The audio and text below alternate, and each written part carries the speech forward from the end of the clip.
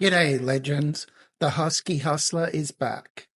We are locked in for another wild weekend of violence, this time coming straight out of Atlanta, Georgia, for UFC Fight Night, Usman versus Buckley. Me and my Husky have gone deep into the tape, sniffed out the sleepers, and yeah, our picks are lock and loaded and ready to roll. So buckle up, because we're breaking down every scrap from early prelim to the main event. Husky Hustler style. No fluff, just pause, picks, and pure fight game. Let's go.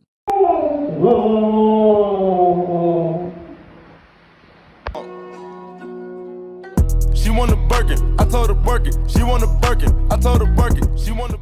Kicking off the card in the women's flyweight division, we have Vanessa Demopoulos versus Jamey-Lyn Horth. Vanessa thrives in gritty fights where she can drag her opponents into chaos. Her route to victory is to make it ugly. Pressure early, make it a brawl, not a technical striking match. She'll need to close the distance, clinch, and drag Jamie into scrambles or awkward positions where technique breaks down. Find a submission in a wild exchange or capitalize on mistakes on the ground. If she's to win, she needs to disrupt Jamie's rhythm, force mistakes, and take advantage of the chaos. For Jamie to win, she'll need to maintain the range and keep the fight technical. Work behind her jab and kicks. Punish entries with knees or counters to stop Vanessa from clinching or initiating takedowns. If she hits the ground, stay safe and patient, then return to the feet. Jamie is a cleaner, calmer, and more structured, and her best path to victory is to dictate the pace, stay measured, and avoid overcommitting on getting drawn into scramble-heavy fights. Vanessa is tough and will keep coming, but Jamie's discipline and range control likely win 2 to 3 rounds clearly. She won't take unnecessary risks that land cleaner, more visible shots over 3 rounds. Expect a steady, methodical win, not flashy but effective. Vanessa's taking the fight on short notice and coming up a weight class. Give me Jamie by decision.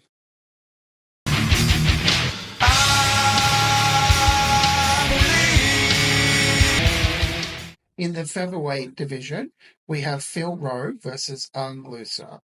Phil can utilize his striking to maintain distance and control the pace. His knockout power with 6 KO wins allows him to capitalize on openings and end the fight decisively. Phil's submission game is notable, also with 4 submissions. He can close the distance and bring the fight to the ground. He may exploit Ong's grappling defense. Ong's striking is precise, with a significant strike accuracy of 43%. By maintaining a high output and targeting Philip's head, he can accumulate points and potentially secure a stoppage. Ong's ability to maintain a consistent pace and wear down opponents by pressing the action and avoiding prolonged exchanges, he can capitalize on Phil's potential fatigue. Ong's technical striking and defensive skills allow him to outplay Rowe over 3 rounds by maintaining a disciplined pace and avoiding prolonged exchanges. Ong can secure a decision. Ong by decision. Oh boy,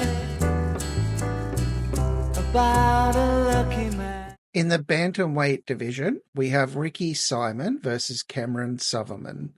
Ricky excels in relentless pressure and grappling. To secure a win, he needs to close the distance quickly, initiate clinches, and control Cameron on the ground.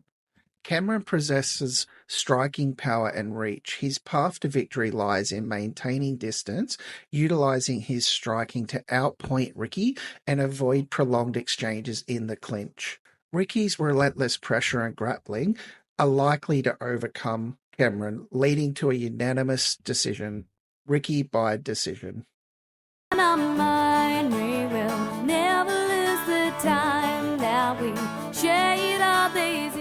Next up in the flyweight division, we have Cody Durden versus Jose Ochoa. Cody typically thrives in relentless pressure and control. And to win the fight, he'll need a wrestle-heavy game plan where he utilizes his grappling to dictate where the fight takes place, smothering Jose with takedowns and control time. Top pressure and control is key. If he can get Jose down early, expect him to ride out rounds and score with ground strikes. He needs to make it gritty, mixing in clinch work, dirty boxing, and drain Jose's gas tank. Cody turns this into a grind that favors his style. To win, he needs to keep it clean and mobile, staying on the outside and picking shots. Jose should use his footwork and strikes to keep Cody from closing the distance, capitalizing on transitions. If Durden overcommits to takedowns, Jose can punish him with knees, uppercuts, or even snatch up a submission during a scramble. High output, low damage taken is key. He must maintain pace and avoid prolonged ground time to win rounds. Striking-based decisions or optimistic finish via submission. We don't know what Jose's takedown defense is going to look like, and he's an untested fighter at this point, taking on a veteran who's fighting from his home state. Give me Cody Durden by decision. You saw me coming real. Just because I'm weak. In the bantamweight division, we have Malcolm Wellmaker versus Kris Moutinho. Malcolm's clearest path is to stay composed and sharp early, using his technique and power to exploit Kris's defense. He needs to pick his shots, not get suckered into a volume war. Kris gets hit a lot, and Malcolm has the power to make it count. So he needs to use his movement and angles to resist and avoid being walked down. Land clean counters with Kris's charges forward. He'll get opportunities. He just has to stay patient and efficient. He'll win the fight if he doesn't get overwhelmed by pressure and keeps it clean. Timing, not output, is his key. Kris wins with his trademark pressure, chin, and cardio. Make it dirty. Walk Malcolm down. Absorb a few to get a few. The test whether Malcolm can keep pace after round one. Drag the fight late. If Malcolm starts slowing, that's Kris's world. Smother with volume. Don't let Malcolm get a comfortable range and get clean exits after combinations. He can win if he gets this into a grind, overwhelms Malcolm with volume, and turns damage into doubt. Kris is incredibly tough, but that's also the problem. He gets hit a lot, and Malcolm has the kind of sharp, clean power that can cut through volume pressure. Kris might push forward and make it ugly early, but the damage will stack up fast if Malcolm is composed. Give me Malcolm by KO. I hold my hands up, I reach out. In the featherweight division, we have Michael Chiesa versus Court McGee. Michael can dictate the pace by securing takedowns early and often. He doesn't need to chase submissions, just position himself and dominate, accumulate control time, and chip away with short strikes from top position. If Court looks to push the pace, Michael could slow him down by trying to hold him up with clinches and forcing him to defend takedowns. This will prevent Court from getting into striking rhythm. Michael doesn't need to win on the feet. He just needs to stay safe, use kicks, long-range shots to set up his grappling entries, and avoid getting drawn into a back-and-forth stand-up war. For Court to win, his best shot is to keep the pressure on Michael, force him to work constantly, and test his gas tank. If he can wear Michael down and defend takedowns, he can turn the fight into a grind in his favor. If Court can stuff early takedown attempts, he'll gain momentum from there. He should push forward with combinations, volume striking, and clinch offense against the cage. If he can trap Michael and wear him down with body shots and short-range strikes, Court can bank rounds and make Michael hesitate to shoot later in the fight. Michael controls 2 of the 3 rounds with smart grappling, timely takedowns, and top control. He doesn't take major risks and he plays to his strengths, slowing down Court and doing enough to win rounds early on the scorecards. Give me Michael by decision. Hard to drink, very hard to drink. In the middleweight division, we have Paul Craig versus Rodolfo Bellato. Craig's best route is to close the distance and initiate grappling early.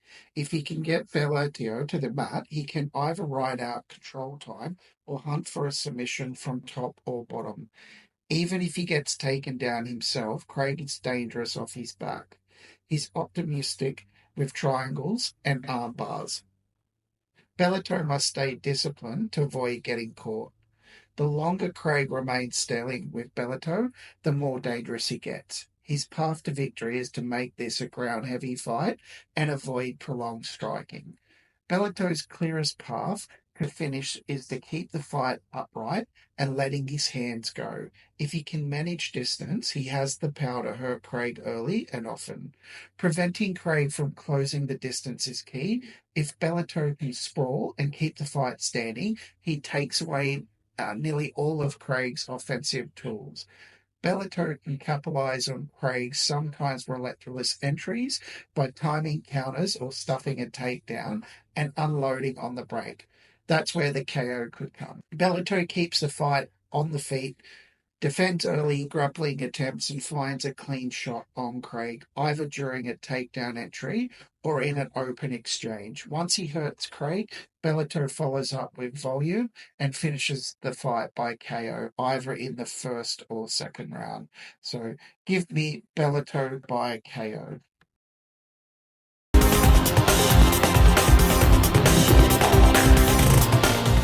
In the light heavyweight division, we have Alonzo Menifield versus Oumar Sy. Menifield should aim to close the distance quickly to negate Oumar's reach advantage. By landing powerful strikes, Alonzo could potentially end the fight early. Taking the fight to the ground can allow Alonzo to control the action and avoid striking exchanges. Oumar, with a height of 6'4" and 83 inches, reach, Oumar can maintain distance and utilize his striking to control the pace of the fight. Oumar can capitalize on Alonzo's aggressive approach by countering effectively and avoiding exchanges in close quarters. By defending takedown attempts and keeping the fight standing, Oumar can negate Alonzo's grappling advantage. Oumar's reach and striking skills can provide him with the tools to keep Alonzo at bay. By avoiding Alonzo's power strikes and utilizing his own striking, Oumar can wear down Alonzo, secure a knockout in the later rounds. Give me Oumar Sy by KO. I walk a lonely road, the only one that I... In the middleweight division, we have Cody Brundage versus Mansur Abdul-Malik. For Cody to win, he needs to close the distance fast, use his wrestling to take it down, and control his opponent. He can win with top control, ground and pound, or a submission if Malik gives an opening. His path to victory would be a TKO or submission from dominant top position. For Mansur to win, he needs to keep the fight standing, use his reach and striking power to punish Cody on entries if he stays composed and avoids takedowns early. He can land clean and finish. His path to victory is via his striking, and it's a KO. Brundage's pressure is dangerous early, but Malik likely finds the chin once he settles in. Give me Mansur by KO.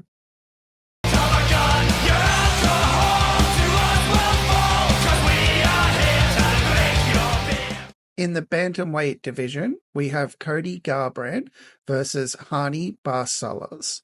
Barcelos is coming off one of the greatest upsets this year of 2025. All I wanna say is that they don't really care about us.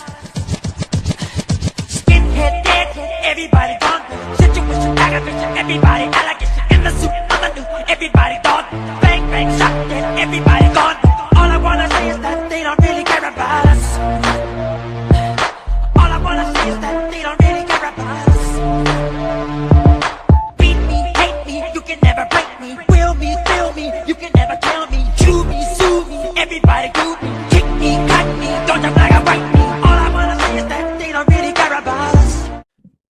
Cody's best route is measured boxing. He avoids wild exchanges as uses feints, footwork, and his speed to beat Barcelos to the punch. Garbrandt has the ability to hurt Barcelos early if he lands cleanly in the first or second round. He can secure a TKO that swings momentum in his favour, staying calm and picking moments, not overcommitting like in past losses, allows him to maintain durability over 3 rounds and either win a decision or finish with a sharp counter. Barcelos is at his best when he blends in his sharp Muay Thai with level changes. He keeps Cody guessing between body kicks, leg kicks, and takedown threats. He controls the fight. He can take down Cody with activity if he forces Garbrandt backwards and keeps him on his heels. Cody's counter punching becomes less effective. Barcelos has strong cardio and doesn't fade late. He can edge rounds by doing a little more, especially if Cody slows down in rounds 2 or 3. Give me Barcelos by decision.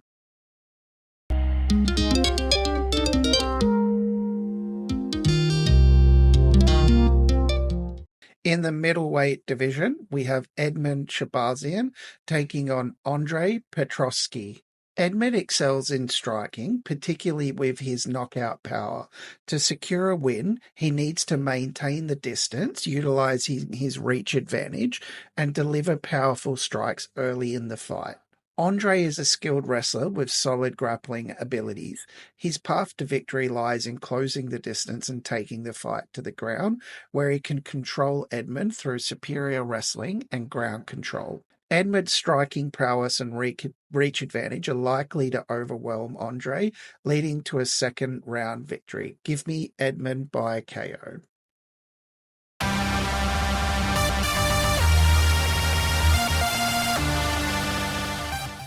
In the co-main event of the women's flyweight division, we have Rose Namajunas versus Miranda Maverick. Rose, a former UFC strawweight champion, is known for her striking precision, agility, and mental resilience. She excels in maintaining distance and utilizing her reach advantage and landing clean strikes. Her ability to control the pace of the fight and capitalize on her opponent's mistakes makes her a formidable opponent. Rose's strategy often involves outpointing her opponents and securing victories through decision. Miranda is recognized for her relentless pressure, wrestling skills, and ground control. She aims to close the distance quickly, initiate clinches, and take the fight to the ground. Once on the mat, she works to secure dominant positions and look for submissions and opportunities. Her approach is to wear down her opponents over the course of the fight, leading to decisions or potential finishes. Given Rose's superior striking and ability to maintain distance, she's likely to control the stand-up exchanges. Miranda's path to victory hinges on closing the distance and bringing the fight to the ground, where she can utilize her wrestling and get a ground game.